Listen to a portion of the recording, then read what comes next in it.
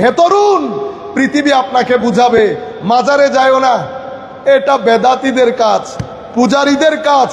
আপনাদেরকেও বলছি, মাজারে যাবেন, আমার নবী শরীয়তের মধ্যে জিয়ারত যেটা শিখিয়ে দিয়েছে এর বাইরে আমরা জিয়ারত করব না। মনের প্রশান্তি আউলিয়ায়ে কেরামের মাজারে। পৃথিবী বলে নবীকে অস্বীকার করতে হবে না, তবে নবীকে টেনে নিজের কাতারে নামিয়ে আনো। আমার মতো বলো, অক্ষর জ্ঞানহীন বলো, কিচ্ছু জানে না বলো, খদিজাতুল কুবরা রাদিয়াল্লাহু তাআলা আনহা সম্পর্কে যা মন চাই বলো, হযরত আলীকে মদখোর বলো, যা মন চাই বলো। এগুলা বললে তরুণ প্রজন্ম মনে করবে ও আচ্ছা নবী তো আল্লাহ বানিয়েছেন বিদায় নবী, উনার আর স্পেশালিটি কি? আপনার কাতারে নামিয়ে এনেছে, এটাকে বলে তানকিসে নবুওয়া। কেউ নবীর নবুয়ত স্বীকার করছে, আবার স্বীকারও করছে। আপনারা তাদেরকে একটা নাম দিয়েছেন কাদিয়ানি। আরেক দল, আমরা আমাদের ছেলেরা, আমার ভাই বোন, তারা তানকিসে নবুওয়াত করে, আমার নবীকে ছোটখাটো করে উপস্থাপন করে। পৃথিবী এটাই চায়। আর পৃথিবীর সবচেয়ে বড় টার্গেট তরুণ প্রজন্ম যেন ওলি বুজুর্গ থেকে দূরে থাকে। কারণ পৃথিবীর ইতিহাসে ধর্মের তাবলীগের ক্ষেত্রে রেভলিউশন তৈরি করেছে আল্লাহর ওলিরা। যেই যেখানে গেছে হাজার মানুষ থেকে কোটি মুসলমান রূপ নিয়েছে এক আল্লাহর ওলির সিনার নূরের মাধ্যমে। পৃথিবী আল্লাহর ওলিদের সিনাকে ভয় পায়। সেই কারণে হে তরুণ, পৃথিবী আপনাকে বুঝাবে মাজারে যায়ও না, এটা বেদাতীদের কাজ, পূজারীদের কাজ।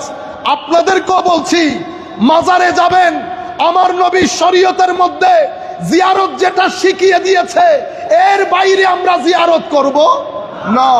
ইফরাত করবেন না, তাফরীত করবেন না। ইফরাতের মাধ্যমে গুলু এবং বেদাত ঢুকে, তাফরীতের মাধ্যমে বিয়াদবি ঢুকে।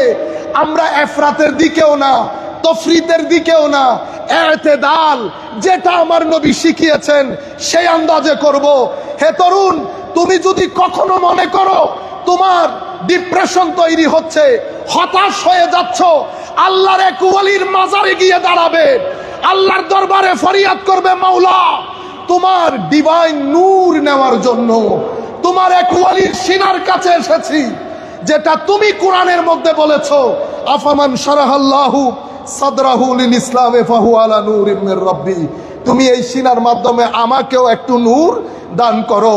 সাহাবী নবীর সোহবতের কারণে, তাবেঈ সাহাবীর সোহবতের কারণে, তাবেউত তাবেঈ তাবেঈর সোহবতের কারণে, মুত্তাকি পরহেজগার মুখলিস কোন আল্লাহ ওয়ালার সোহবতের কারণে। সম্মানিত উপস্থিতি, আখেরি মেসেজ, আমরা মাঝখানের লোক, আমরা মাঝখানের লোক। আমার নবী যে ইয়াজিদিয়তের কথা বলে গেছেন, মনে রাখবেন এই ইয়াজিদ একটা করাপশনের প্যাকেজ ছিল, ডিক্টেটরশিপ সেই করেছে, ডিক্টেটরশিপের শুরু সেই করেছে।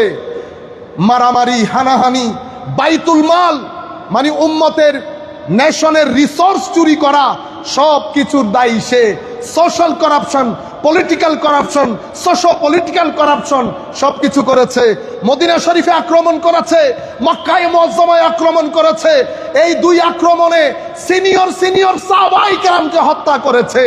এই মালউন, এই খাবিস, সে তার রাজত্বকালে সিনিয়র সিটিজেন গুলাকে সরিয়ে তরুণ প্রজন্মের কিছু বেয়াদবদেরকে বসিয়েছে।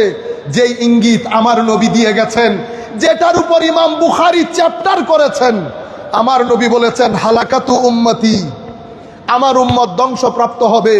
কার হাতে? আলা ইয়াদাই গিলমাত মিন কুরাইশ।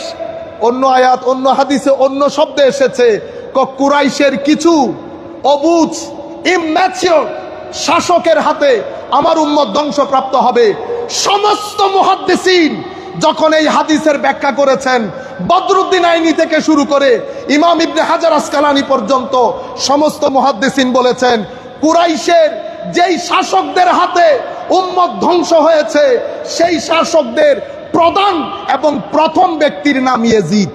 সেই কারণে ইয়াজিদিয়ত বুঝা বড় জরুরি। সম্মানিত উপস্থিতি, এখান থেকে আমরা হুসাইনিয়তের দর্শ নেব। আজকে আমরা ওয়াদা করব নামাজ মিস করব না।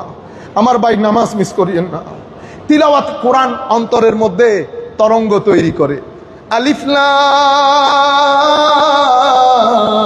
মিম যালিকাল কিতাব লা রাইবা ফীহি হুদাল লিল মুত্তাকিন।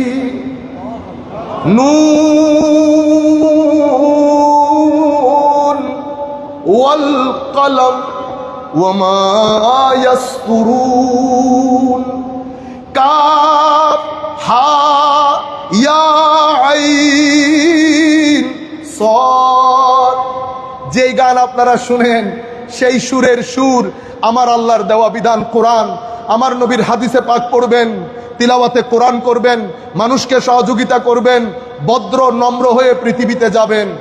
আমার নবী খুশি হবেন, হুসাইনিয়ত জাগ্রত হবে, আমাদের কবরের জীবন আখিরাতের জীবন সুন্দর হবে।